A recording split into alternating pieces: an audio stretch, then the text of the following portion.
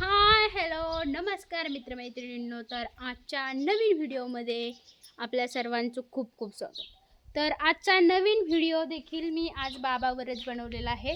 मागच्या व्हिडिओमध्ये मी बाबांचा स्वभाव सांगितलेला होता आणि आजच्या व्हिडिओमध्ये मी बाबांची एक गंमत सांगते की बाबांमुळे कसे आजीचे आणि आईचे भांडणं लागले होते. म्हणजे आजी सासूबाईचे आणि सासूबाईंचे भांडणं लागले होते आणि हे कायमच व्हायचं. काही ना काहीतरी बाबा खोड करायचे किंवा माझा मुलगा आणि काहीतरी व्हायचं आणि बाबाला बोलता येत नाही किंवा सांगता येत नाही म्हणून दोघींमध्ये वाद व्हायचे. आणि असाच एक वाद, गमतीशीर वाद मी तुमच्यासमोर सांगणार आहे. तर ऐका. इथे जी कांद्याची आयरन दिसत आहे ना, तिथं मी आणि माझ्या सासूबाई कांदे भरत होतो. आणि इथं जो उंबरीचा वाटा दिसत आहे, हे झाड उंबरचं आहे.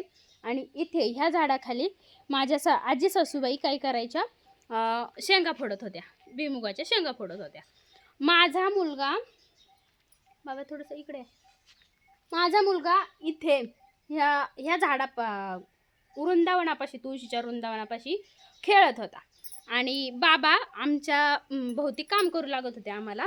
आणि बाबा काम काय करायचे, तर आम्ही कांदे भरत होतो त्यावेळेस बाबा असं काम करायचे की आम्ही खराब कांद्या टरपाल जमा झालं की ती एक टब भरून घ्यायचे.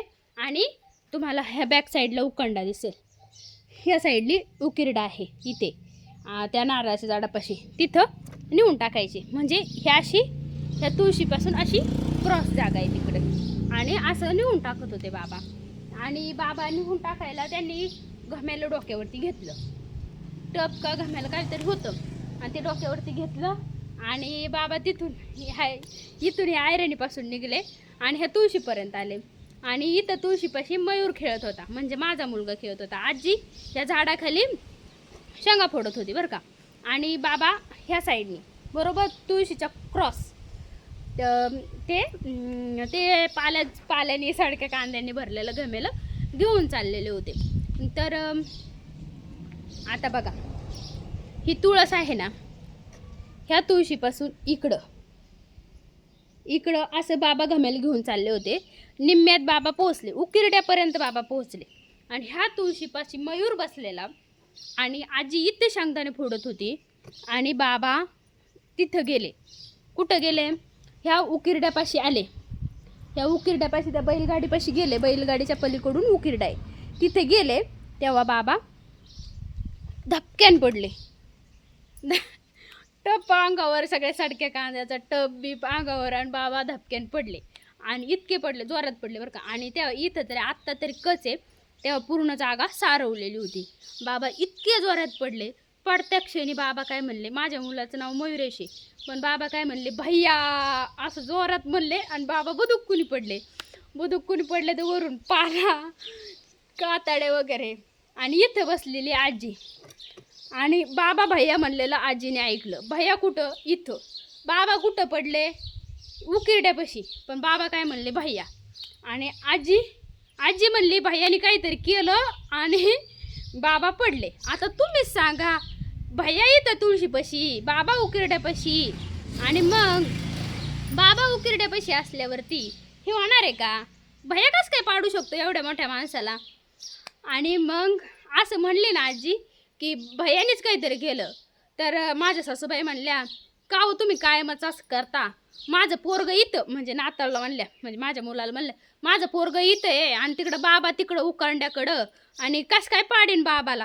म्हातारी म्हणायची, म्हणजे आमची आजी सासूबाई म्हणायच्या, आजी म्हणायच्या की नाही त्यांनी भैयाचं नाव घेतलं, भैयाने काहीतरी केलंच असेल. मी शांत बसले. पण मी म्हटलं बाबा पडला कसा, भैयाचं नाव सांगितलं कसं.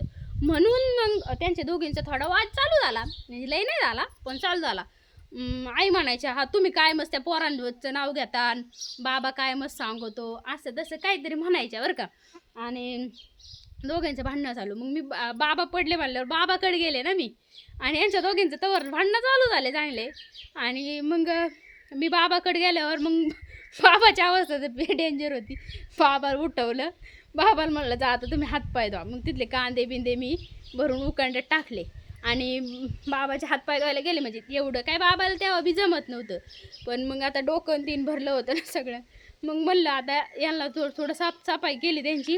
आणि साफसफाई करता करता बाबाला विचारलं, काय झालं बाबा, कसं काय पडले? ते मला म्हणले, भैया पाडलं, भैया पाडलं. माझ्या डोक्यात एकच खटका, आता भैयाने पाडलं कसं? म्हातारी आजी आणि आमच्या म्हणजे आई, माझ्या सासूबाई दोघी तर भांडतच होत्या. म्हणजे आईचं एकच तडाकी की माझा नातू इथं बसलेला आहे आणि तुमचं पोरगं तिकडं आहे आणि कसं काय पाडलं? म्हातारी म्हणायची, म्हणजे आजी सासूबाई म्हणायच्या की त्याने भैयाचं नाव घेतलं म्हणजे भैयानेच पाडलं. दोघींच्या एवढेच शब्द आणि एवढंच भांडण चालू होतं. आणि मग मी म्हटलं आता, आणि मग मी माझ्या मुलाला जवळ घेतलं.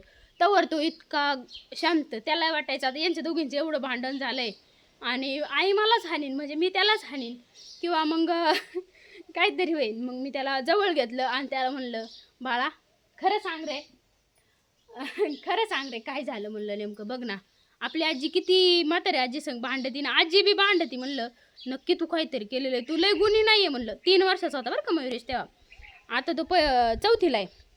त्या 3 का 3.5-4 वर्षाचा असंच काहीतरी होता, म्हणजे शाळेत काही जात नव्हता. आणि मग म्हणलं सांग ना काय झालं.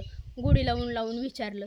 तेव्हा त्यांनी सांगितलेलं कारण बघा, हे टायर दाखव बाबा, हे टायर बाजूला बाबा थोडं, हे टायर आहे का, हे त्यांनी असं इथून उकिडा क्रॉस आहे ना, मग त्यांनी हे टायर असं सोडून दिलं, जोरात मारलं ते टायर पळत गेलं आणि ती बाबाच्या पायात अडकलं. बाबाच्या पायात अडकल्यावर बाबा गेले पडून. आणि मग त्याने मला सांगितलं, मग मी त्याच्या आजीला सांगितलं, म्हणलं तुमचं नातू काही लई गुणी नाही आहे, त्याने असं केलं आहे आणि म्हणून पडलं आहे. मग आजी म्हणल्या, बघा मी किती वेळची सांगत होते, माझा लेक जरी येडा असला तरी मला त्याची भाषा कळती म्हणल्या, तो उगाच कोणाचं नाव घेणार नाही असं आजी म्हणल्या. आणि याच्यावरून असे दोघींचे 10-15 मिनटं चांगले भांडणं चालले होते. आणि अशा पद्धतीने आमचे बाबा खूप खोडकर आहे आणि खूप मस्ती देखील करतात. थोडं हसा बरं बाबा. बघा यांची स्माईल किती छान आहे. आणि जर तुम्हाला यांच्याबद्दल अशा खूप साऱ्या गोष्टी आहेत. त्यांची गाया चरायला जायची तेव्हा गाय एका माणसाने चोरून नेली, त्यांनी चोर मामा नाव ठेवलं. असं बऱ्याचशा गोष्टी, तुम्हाला जर त्यांच्या गोष्टी इंटरेस्टिंग वाटत असेल तर व्हिडिओला लाईक आणि चॅनलला सबस्क्राईब करायचं आणि बेल आयकॉनला प्रेस करायचं, म्हणजे मी व्हिडिओ टाकला की नोटिफिकेशन तुम्हाला येईल आणि तिथे टच करून तुम्ही माझे व्हिडिओ बघू शकता. त्याच्यामुळे ही गोष्ट कशी वाटली कमेंट करून सुद्धा तुम्ही सांगू शकता. अशा खूप साऱ्या बाबांच्या गोष्टी माझ्याकडे आहेत.